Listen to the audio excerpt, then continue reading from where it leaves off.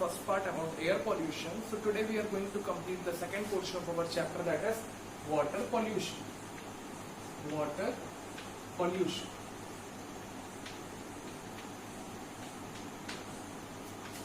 So in water pollution, basically the definition is the introduction of harmful and toxic chemicals, effluents and substances into the water bodies like river, lake, sea, pond, etc.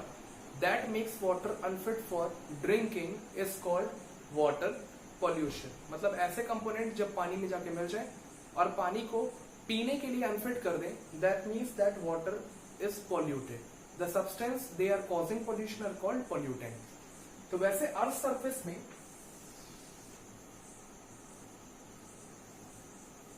97% salt water है, 97% salt water है, 2% polar ice caps में frozen form में और 1% is fresh water available for drinking. Fresh water available for drinking.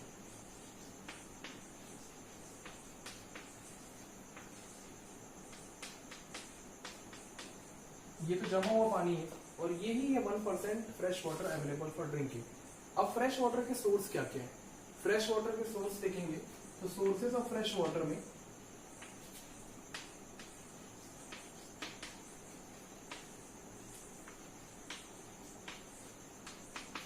Lake, pond, river, well, underground water,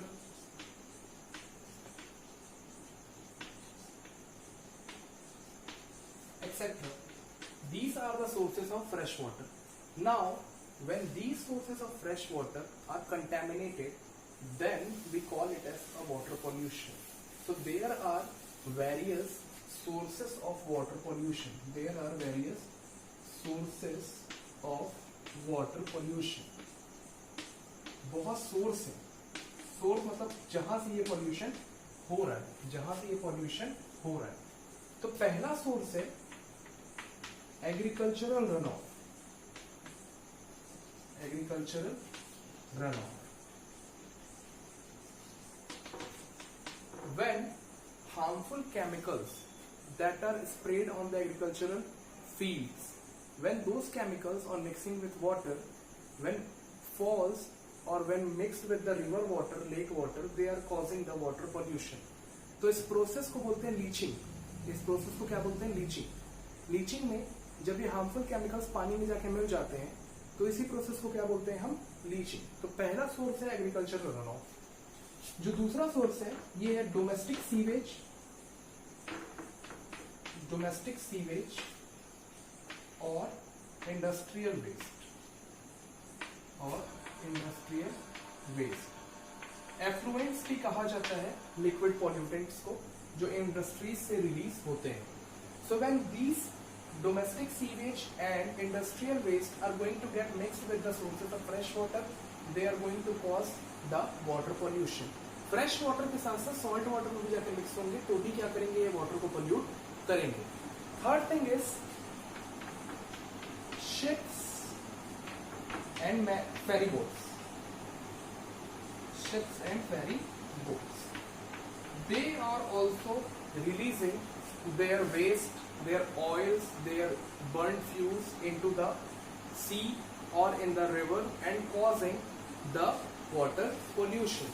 Fourth is, this is very genuine one, washing clothes, bathing, washing animals, these type of domestic activities, washing animals, etc. These are also going to cause the water pollution क्योंकि इनसे भी जो compounds निकलते हैं वो बहुत ही ज्यादा toxic होते हैं और वो जब पानी में जाके मिल जाते हैं then they are causing water pollution. So these are the various sources of water pollution. Now, when the water is polluted, what are the harmful effects of it? What are the harmful effects of it? So there are various harmful effects. First one is the diseases that are caused. First one is the diseases that are caused. There are various type of diseases that are caused by water pollution. So coming under harmful effects,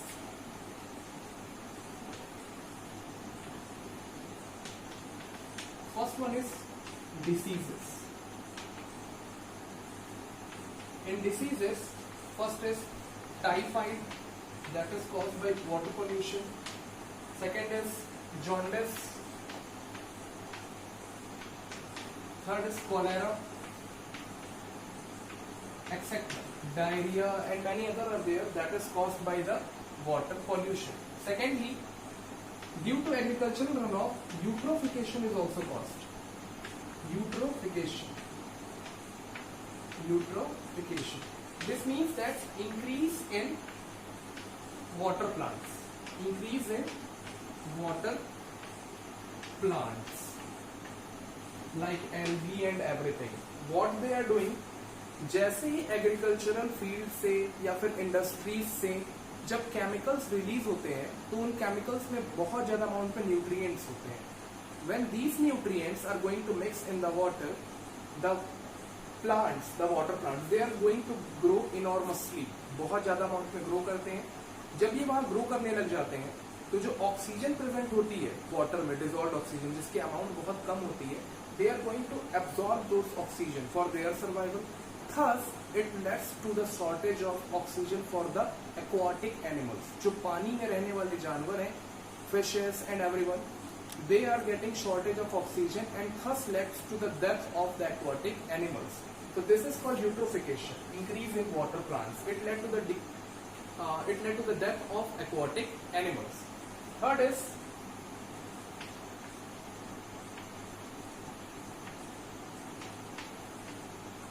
industrial waste.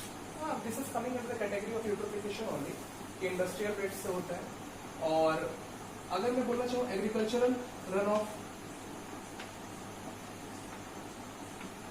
तो agricultural runoff से eutrophication तो हो गई, साथ में जब हम fertilisers add करते हैं तो फर्टिलाइजर्स में रहता है डीडीटी, डाइफ्लोरो टेट्राइथाइलिन. ये जो डीडीटी होता है ये आजकल फूड चेन में बहुत ज्यादा इन्वॉल्व हो गया है and this is going to cause harm to the human beings as well because it is mostly used in the fertilisers.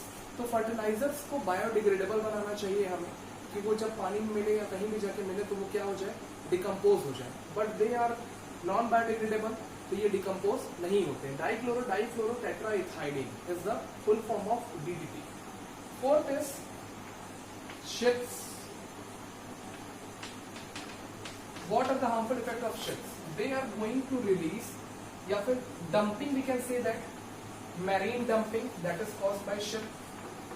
Marine dumping. Marine dumping. Nowadays dumping means कचड़े अचड़े जो भी unwanted material उसे जाके dump कर देना. तो सी में बहुत ज्यादा अमाउंट में हम अपने अनयूजफुल सब्सटेंसेस को जाके डंप कर दे रहे हैं.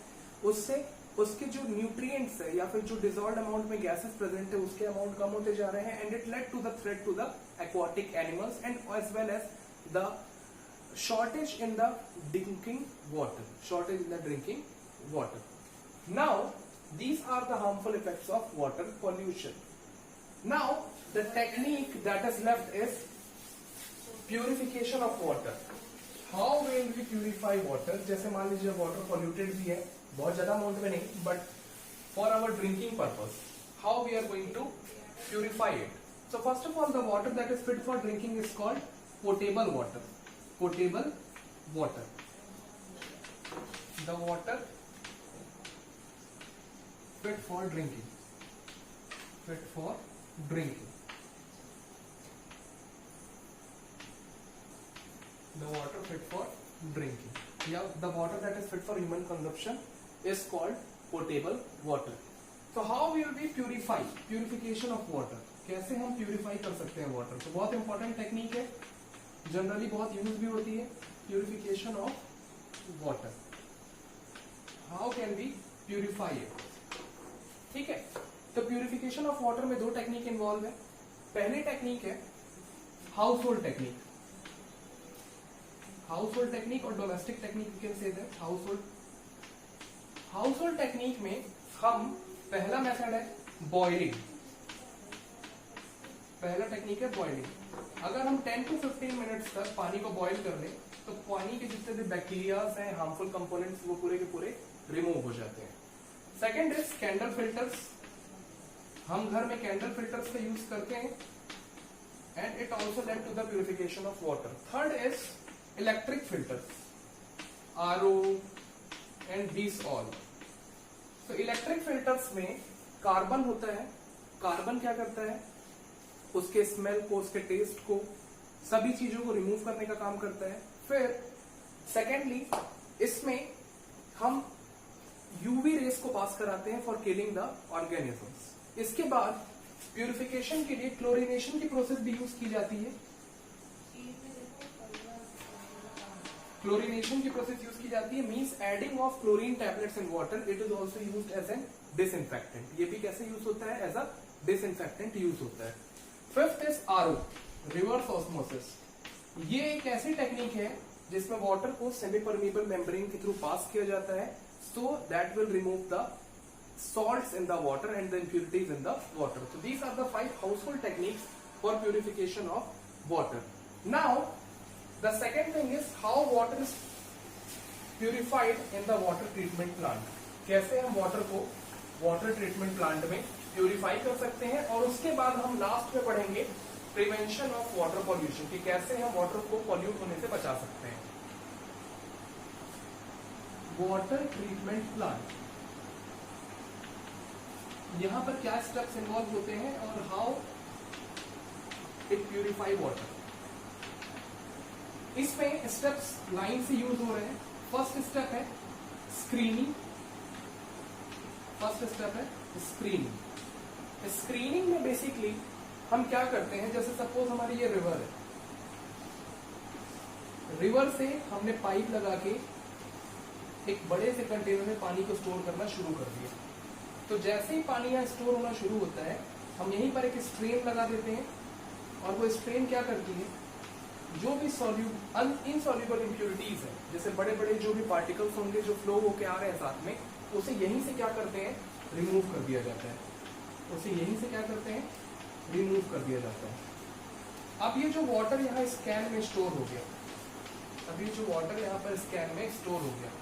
इस वाटर में करते हैं second step, that is coagulation.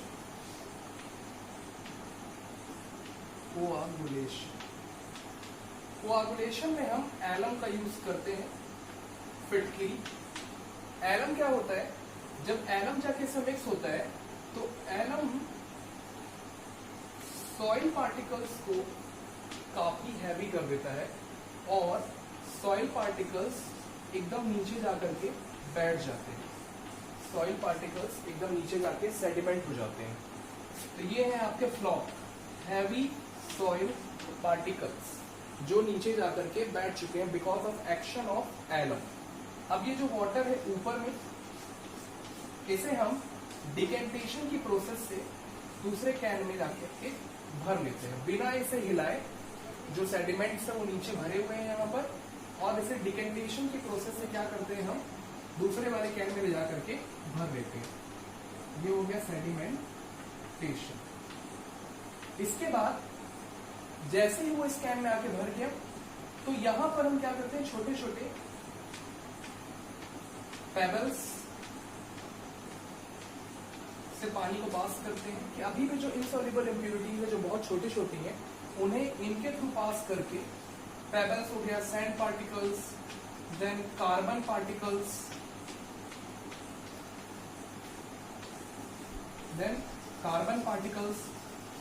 उनमें पास कराया जाता है। और इस तीनों को बोलते हैं मिला करके फिल्ट्रेशन। इसे बोलते हैं फिल्ट्रेशन। तो जो फोर्थ टेक्निक है हमारी इसके बाद, this is called filtration. Filtration के बाद पानी को एक बड़े से टैंक में स्टोर करने से पहले यहां पर हम उसमें क्या करते हैं, क्लोरीनेशन या डिसइंफेक्शन की टेक्निक बोली जाती है। डिसइंफेक्टेंट को ऐड करते हैं, क्लोरीनेशन कर रहे हैं हम, क्योंकि हम क्लोरीन टैबलेट्स को यहाँ पर ऐड कर देंगे जिससे जम्स पूरे के पूरे मर जाएंगे। And this water is ready to be supplied, और ये वाटर क्या हो गया, रेडी टू बी सप्लाइड। तो फिल्ट्रेशन के बाद क्या टेक्निक आएगी, डिसइंफेक्टेंट की। क्या टेक्निक आ जाएगी, डिसइंफेक्टेंट की टेक्निक, डिसइंफेक्टेंट की technique. And now this pure water is ready for the supply, this pure water is ready for the supply. तो फ्लॉक क्या होता है, फ्लॉक्वेंट भी बोलते हैं heavy particles that are heavier than water, और ये क्या हो रहे हैं, सबमर्ज हो जा रहे हैं जाकर के, या नीचे जाकर के बैठ जा रहे हैं। फिर इसे यहाँ से डिकेंटेशन के प्रोसेस से निकाल करके फिल्ट्रेशन कर रहे हैं कि जो भी इनसॉल्युबल छोटे छोटे जैसे लीफ हो गई, छोटी छोटी लकड़ियां हो गई जो पानी के ऊपर तैरती रहती हैं, उन्हें हम इस टेक्निक से रिमूव करके हम क्या कर रहे हैं, अब यहाँ पर इसे स्टोर कर रहे हैं। स्टोर करने से पहले जो सॉल्युबल इम्प्योरिटीज है लाइक जम्स पार्टिकल, उन्हें रिमूव करना बहुत जरूरी होता है। उसी लिए हम इसमें क्या करते हैं, डिसइंफेक्टेंट को ऐड करते हैं। जैसे क्लोरीन मैंने यहाँ लिखा, क्लोरीनेशन, क्लोरीन टैबलेट्स को ऐड करेंगे तो जम पार्टिकल्स पूरे के पूरे मर जाएंगे। And now our pure water is ready to be supplied. So this is the complete water treatment plant technique. Now the last portion that is left is prevention of water pollution. How we will prevent the water pollution? This is very easy. हमें follow भी करना चाहिए because जो potable water है that is fit for consuming, अब उसका amount धीरे धीरे करके क्या हो रहा है, कम होते जा रहा है। Water table that is underground water table, वो उसका अमाउंट बहुत जगह क्या हो गया, ड्राई हो गया। बैंगलोर जैसी जगह में वाटर टेबल का लेवल बहुत ज्यादा डाउन हो गया है, वहां अंडरग्राउंड पानी है ही नहीं, बोर कर रहे हैं पानी निकल ही नहीं रहा है। So prevention of water pollution. How we will prevent water pollution? So water can be prevented, या water pollution can be prevented by following technique. Treatment of domestic sewage and industrial waste. Domestic sewage and industrial waste. Industrial waste. जो भी domestic sewage निकल रही है, industrial waste निकल रहा है, उसे पहले ही ट्रीट करके वाटर में रिलीज किया जाए। उसके केमिकल्स जो हार्मफुल है उसे रिमूव कर लिया जाए, और फिर उस पानी को क्या किया जाए, रिवर्स या फिर लैक या फिर पॉन्ड या फिर किसी सी वाटर में रिलीज किया जाए। Secondly, fertilisers should be biodegradable, should be made up of biodegradable compounds. Biodegradable compounds. इससे क्या होगा, जैसे ही फर्टिलाइजर्स को आप फील्ड पे जाके ऐड करेंगे तो वो फील्ड पे सॉइल के साथ मिल करके कुछ दिन बाद वो डिकम्पोज हो जाएगा। हम डीडीटी ऐड करते हैं, वो नॉन बायोडिग्रेडेबल होता है, उन्हें बहुत टाइम लगते हैं, even thousand of years they are carrying for decomposing. That's why we should use biodegradable compounds in fertilisers. Third one is follow the rules made by government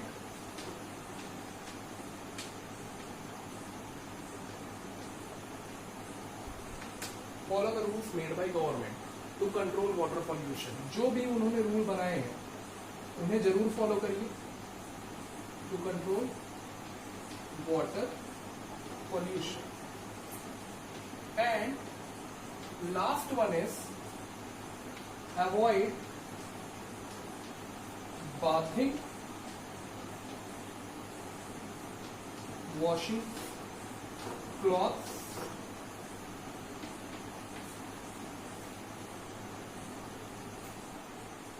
and animals in water bodies, in or near water bodies. अगर हम ये सब avoid करेंगे तो हम बहुत major role play करेंगे in prevention of water pollution, because we human beings are not sustaining ourself, we human beings are not controlling ourself, and we are becoming the major cause of water pollution. So these are the prevention techniques, and this is the last topic of our chapter. So go through the video 2 or 3 times for better understanding, and this is for today's class. Thank you.